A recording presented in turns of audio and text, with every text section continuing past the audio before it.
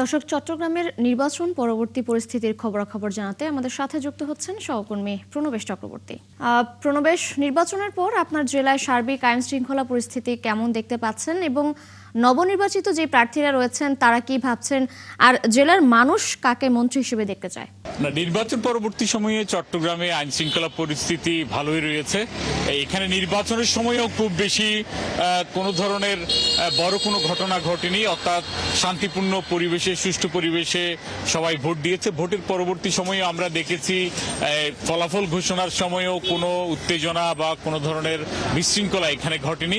অর্থাৎ সার্বিকভাবে চট্টগ্রামের নির্বাচন পরবর্তী পরিস্থিতি, পরিবেশ পুরোটাই ভালো রয়েছে এবং আইন শৃঙ্খলা বাহিনীও এর পরে তৎপর ছিল। আমরা দেখেছি সেনাবাহিনী নির্বাচন পরবর্তী সময়েও বিভিন্ন জায়গায় টহল দিয়েছে, ফলে আইন শৃঙ্খলা অবনতি হয় এমন কোনো কিছুই চট্টগ্রামের 16টি আসনের কোথাও ঘটেনি।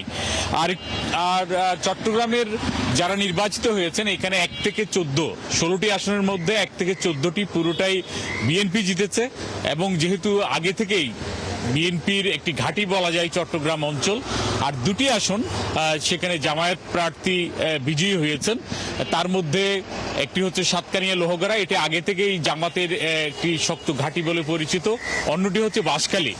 এখানে আসলে বিএনপির বিদ্রোহী প্রার্থী থাকার কারণে এখানে উভয়েই ভোট পেয়ে ভোট কাটাকাটি হয়ে সেখানে জামাত প্রার্থী বিজয়ী হয়েছে। তারপরেও ব্যবধানটি বেশি ছিল না, প্রায় 4000 ভোটের ব্যবধানে জিতেছে জামায়াত প্রার্থী। বিদ্রোহী প্রার্থী না থাকলে সেখানে আসলে বিএনপি জিতত। আর চট্টগ্রামে যারা বিজয়ী হয়েছেন তার মধ্যে অনেকে হেভিওয়েট প্রার্থী রয়েছেন, যেমন আমির বিএনপি স্থায়ী কমিটির সদস্য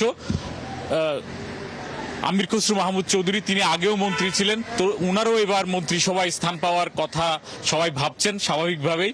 এর বাইরেও চট্টগ্রামে আরও বেশ কয়েকজন প্রার্থী রয়েছেন যাদেরকে জনগণ মনে করে তাদের মন্ত্রিসভায় স্থান পাওয়া উচিত। সাবেক মন্ত্রী আব্দুল আল নোমানের ছেলে এখানে তিনি সাইদ আল নোমান, কিংবা হাটহাজারী আসন থেকে যিনি নির্বাচিত হয়েছেন চট্টগ্রামের সাবেক মেয়র মীর নাসির উদ্দিনের ছেলে মীর হেলাল উদ্দিন, এরকম আরো অনেক প্রার্থী এখানে রয়েছেন। পাশাপাশি চট্টগ্রাম যেহেতু এখানে পার্বত্য জেলা, ফলে পার্বত্য জেলা থেকেও মন্ত্রী হবেন সেটি প্রত্যাশা করেন চট্টগ্রামের মানুষ। তো সব মিলিয়ে চট্টগ্রামের উদীয়মান এবং পাশাপাশি যারা অভিজ্ঞ ঝানু রাজনীতিবিদ রয়েছেন তাদের মধ্য থেকে বেশ কয়েকজন মন্ত্রী হবেন সেটি প্রত্যাশা করেন চট্টগ্রাম। জি, আমরাও সেটি প্রত্যাশা করছি। প্রণবেশ চক্রবর্তী, আপনাকে ধন্যবাদ আমাদের সাথে যুক্ত হবার জন্য। দর্শক, চট্টগ্রামে নির্বাচন পরবর্তী পরিস্থিতির খবর নিয়ে যুক্ত ছিলেন আমাদের সহকর্মী প্রণবেশ চক্রবর্তী।